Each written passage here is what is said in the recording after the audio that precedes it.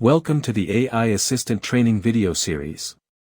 In this video, I am going to show you how to use the website SEO content section. Go to the left menu and click on Website SEO Content. Choose the option of your choice. Now you are on Website SEO Content section.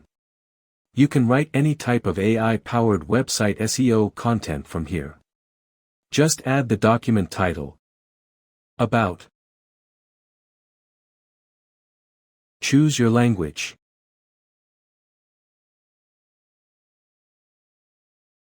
Your creativity level. Phrase repetition level. Input presence level. And variation. And your content is ready. You can either copy it or download it. Thanks for watching the video.